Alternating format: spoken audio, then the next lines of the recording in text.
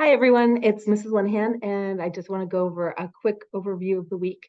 There's a lot happening, and it's probably easier if I talk you through it, as well as send the parents some information about the week. Excuse me. So first and foremost, the practice schedule has been updated. It's on the Sign Up Genius, and all of the practices are now on the calendar of events. There were about 4 girls who did not respond to the survey, so I'm really hoping that there are some practices that work for you, but I wasn't going to hold up any longer waiting for responses when everybody else had already responded. So if you find yourself in a position where there are no practices that work for you, please reach out to me sooner rather than later, and we'll see if we can do something to fix that for you. So tomorrow, the first thing that's due is the academic form, which is due to your guidance counselor. Make sure that you take a look at the information that I shared with you over here on the left-hand side for the scholastic tips video that kind of talks to you about how to game it, how to put your best foot forward. The scoring info, I've actually included the actual Excel spreadsheet that they use when they're calculating your scores. So if you're not sure whether or not you should report some of your test scores at this point, that's a good place to check that out and really put your own information in there and figure out what you'd like to do. Okay. I still have about 5 or 6 girls that I don't have their competition forms. It could be that maybe you're sending them over from East and they're on their way, or maybe if you were at Central, they're in my mailbox and I wasn't able to see them on Friday before I left because the office was already closed when I left. But if that is you and I don't have them yet, please let me know that they're incoming. You can also send them to me electronically, so you don't need to physically deliver those to me. And those are linked right in here. Okay, so we have some practices starting on Tuesday. We have our final round of headshots for the program. I say final kind of in quotations because I know we have at least one person who we're going to have to make some special arrangements because neither slot worked for her. So I'll reach out to you separately. You know who you are. But everybody else, I've either requested you for Lancer block or I have for the East girls, I've sent over to your attendance that you should be excused by 9:15 on Tuesday in order to head over to Central to my classroom, which is 2020, so that you can have your headshot taken for the program book on Tuesday. Practices, typically we will not have a 3:15 practice on Wednesday, but I have a conflicts Wednesday evening this week. So I will switch over to Zoom meetings on Wednesday evenings in future weeks. But for this week, it'll be at 3:15 on Wednesday. The other thing that I wanted to talk to you about was a lot of people are having questions about those online forms that won't be due for a few weeks, but it's going to be important that you know how to get to them. And so if you go on the website, you should have, see, my site looks just a little bit different than yours, obviously, because as an administrator, I've got everybody listed here. But I've gone in already, I've listed your program book, or I'm sorry, your program participant number and also your group number. You'll notice we switched from silver to gray, which I think is kind of funny, but somebody mentioned that maybe silver might be misconstrued as being like less than some other group. I don't know. So I switched it to gray. That's the only rationale for switching the color name on that group. The other thing is that I had to switch the order just slightly for some. We lost one person since our meeting last week. And so I wanted to make sure that our talents were kind of balanced so that we weren't having multiple of the same types of talent in a row. So these should be set now. I think we're complete with our competition group.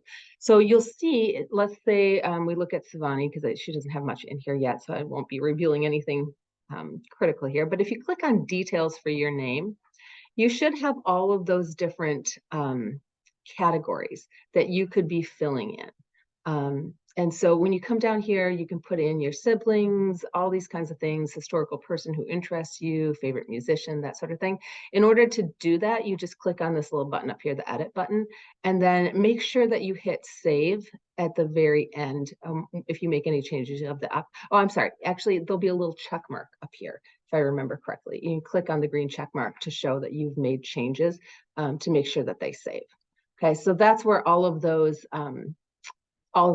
specific details for you go. And the reason those are there is because when we do our interview prep, um, we'll be pulling specifically from your details that you've listed online. And so we'll have questions that are kind of more generic, but then we can also have questions that are specific to you and the forms that you filled out. So it's really important that you fill those out as soon as possible. You can always go back in and make changes up until the deadline, but it's nice to it's kind of like trying on a pair of shoes, like walking around in them for a little bit and see if they rub your heel.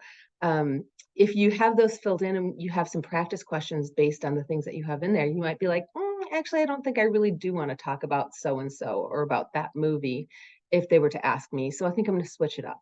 But you wouldn't necessarily know how you feel about something until you start doing some practice questions on it. So it's good to get some things filled in there so we can do some practice rounds.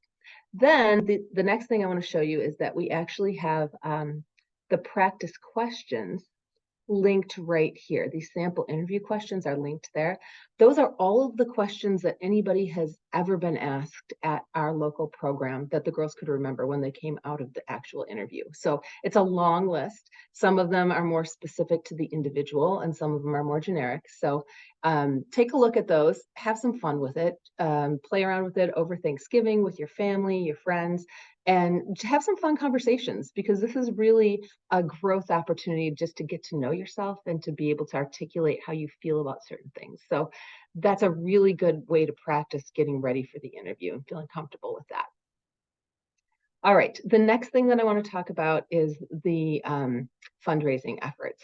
So we will be collecting as much money as we possibly can. And if you're starting to look into ways to do that already, obviously there are program book ads. I've also got an email fundraising script linked on Tuesday's date. And so this is kind of just a nice way to reach out to maybe people that are important in your life, like aunts, uncles, cousins, grandparents, coaches, people who support you that might be willing to do some kind of a family. Oh, sorry, got a sassy dog. Who might be willing to support you in some kind of way. So take a look at the script. Scout. Take a look at the script and see if you can modify that for your own purposes to send to your loved ones in your life. I don't recommend a blast to 50 people that they can all see that 50 people got this. Try to personalize it a little bit.